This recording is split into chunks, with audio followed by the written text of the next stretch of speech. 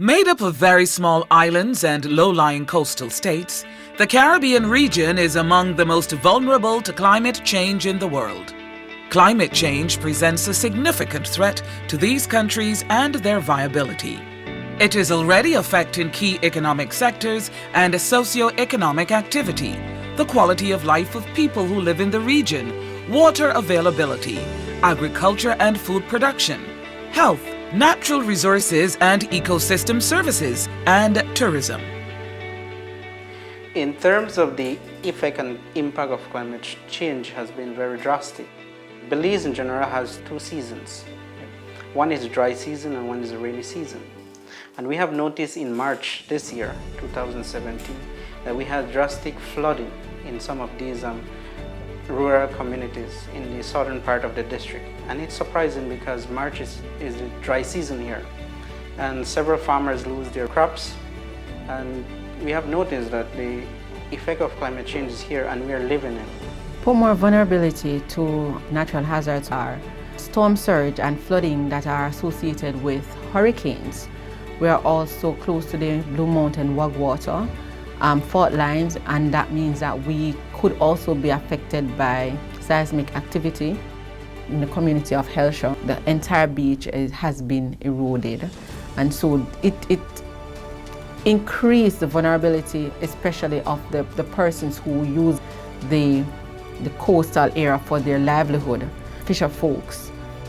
Climate change was once a myth for me personally because we weren't seeing the changes or any effect of climate change until about, I would say 6 years ago, in terms of rapid erosion, dramatic climate changes in terms of the storms, hurricane effects, and the normal weather pattern that we are experiencing is not normal. And it opened our eyes. Engaging the community in a meaningful way, ensuring that they understand their risk, ensuring that they understand what it is that makes them vulnerable and how it is that they can adapt based on the situation is very, very important. For the Caribbean Development Bank, climate resilience is a critical priority. Through investments and partnerships, CDB is helping the region protect the development gains it has already achieved and to address the challenges and opportunities for climate action in a range of sectors. Sectors such as infrastructure, tourism, agriculture, and renewable energy and energy efficiency. In the remote Toledo district of Belize, where levels of poverty and indigence are higher than the national average, the bank is helping farmers learn climate-resilient agriculture techniques. And the idea of agriculture is not to necessarily focus on agriculture. The idea is to have people be able to bounce back after a natural disaster. If we do nothing, if we don't address these climate change that we're already living, the agriculture sector itself is going to lose. And in that area, we're working with Farmers Club. Each of these communities form groups. They are involved in crop production, vegetable production. They have we'll be dealing with greenhouses. Part of it is the livestock with local chicken, pigs, and sheep.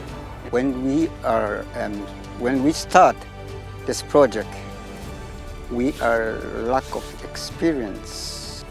Then he opens our eyes how to do it, how to go about the project, so that we won't use no fertilizer from the shop or from this, So we are using organic. Project that I think is essential for NEMO is the part that is going to be dealing with the food security, because that is very essential in a disaster management program as well. CDB is supporting this work through the Community Disaster Risk Reduction Fund, a multi-donor partnership that aims to reduce the risks of natural disasters and support climate change adaptation efforts in communities across the Caribbean region. In addition to investing in improvements in farming, the fund will also rehabilitate emergency shelters, build drains, provide training on how to maintain them, and install a radio communication system. These are essentials as the district seeks to stave off more frequent and intense natural disasters, evidence of the realities of climate change. Underpinning the fund's work are education and training, helping residents better understand the challenge of climate change and how to tackle it. And that area we're focusing on climate change, climate smart agriculture, solid waste management, and gender sensitization. Well, our mandate is to improve the quality of lives. So with this project, it builds on that. And it helps these communities whereby our ministry is unable to do that by itself. And that is why it's important that we collaborate with these NGOs, other CBOs, to improve on that. And in doing that, it also is addressing and meeting the basic needs of these rural communities. I applaud the efforts of Humana and CDB for seeing the importance of the project. And I very much like the structure that they have put in place in our project steering committee, where we have all these collaborating partners. We have education, we have rural development, we have CARD, we have agriculture, hydrology, Met Office, because there are times when we work in isolation, we may not be seeing how we impact someone else. And so by bringing all the entities together, it allows for better collaboration, and I think it ensures that the project is going to be successful. And that is something that I applaud both CDB and Humana for ensuring that the project has that structure in place. In Jamaica, similar efforts are underway in the Trinityville area, located in the parish of St. Thomas.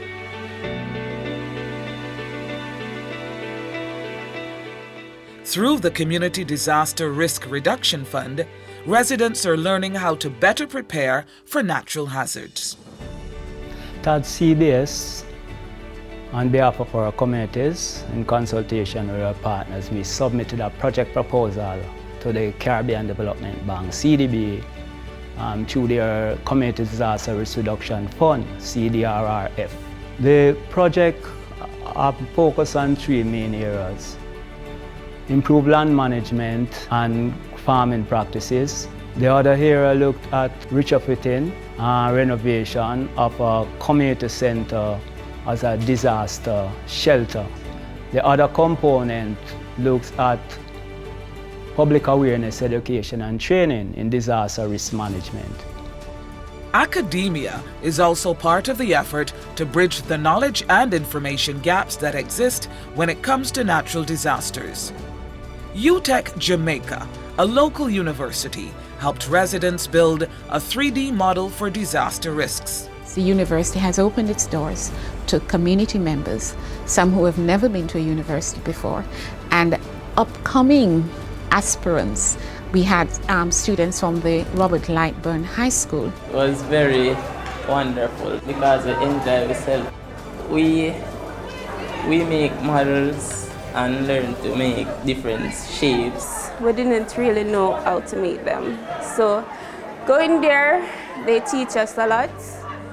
And how to be creative. So we learn a lot of things from them.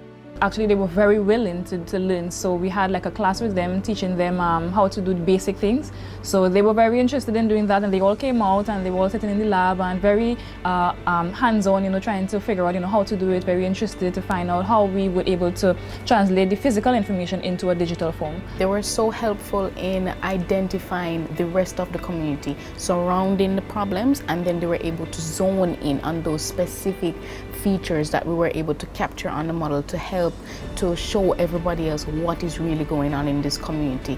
Things like the gullies that were blocked up, that were causing these rivers to overflow their banks and so forth. And we were able to go down in some of these gullies and see close up some of these problems. They were willing to share this experience with us and for us to really get the root of the problem so that there can be a solution for the betterment of themselves and their community.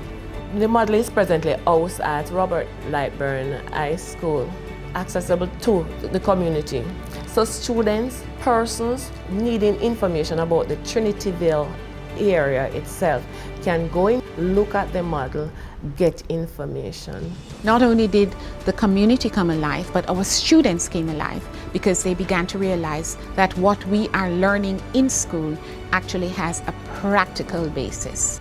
Farmers in the Trinityville area are also learning better land management techniques, which, for these communities, could be the difference between finding a path to better livelihoods or losing economic stability due to climate change impacts. We were part of the team that trained farmers as it relates to barriers. We did training as to how to place the pineapple against the contour of the hill so they would reduce the movement of the water. With the farmers, with at least 12 farmers, got some pineapple sucker where it can turn around to sustainable development and okay. Because those farmers can get income from off those pineapple suckers and the acres. For the sucker, plant it and look and see it grow lovely and nice and something. So we appreciate it. Yeah, we appreciate it. And the investments being made by the fund are already bearing fruit. Never before the matter of climate change ever been discussed so widely, integrating all the different sectors. There are challenges really, and so we also use these challenges as the lessons learned, which is part of the real big success, not just for us, but for the funders and the different stakeholders who are involved. Farther north in the Caribbean, building resilience against the impacts of climate change is also in focus. In Île La Vache, an offshore island located to the south of mainland Haiti, the vulnerability to natural hazards is clear. Vous savez, Île La Vache est une île de à peu près 46 km², donc c'est une petite île. Et c'est une île qui a une vocation touristique. C'est une île qui a une vocation touristique. Donc, avec les questions d'élévation du niveau de la mer, donc l'île La Vache est exposée. Donc, il est important de prendre des mesures pour que l'île La Vache soit rendue plus résiliente et au changement climatique. Il y a un pile déboisement parce que cyclone Mathieu passé, il déraciné plus fort plus bois que nous avons sous l'île. Et deuxièmement, Mounio a fait coupe abusive de pieds bois que nous gagnons. C'est une raison qui montre que le projet est important. Le changement climatique là, il y a un pile problème nous tous sous l'île. Parce que raison de la mer vient plus chaud, ça fait poisson même tout yo reculer, il y a la piste canal pour capable de fraîcheur. Avec le changement climatique là, c'est ça qui permet que les poissons ne viennent pas la mer, ne viennent pas encore assez plus dans le fond. The Building Capacity for Disaster Risk Management and Climate Resilience project was designed to help Île La Vache plan for and manage the impacts of climate change. It's an effort being supported through the African Caribbean Pacific European Union CDB Natural Disaster Risk Management in CARIFORUM Countries program.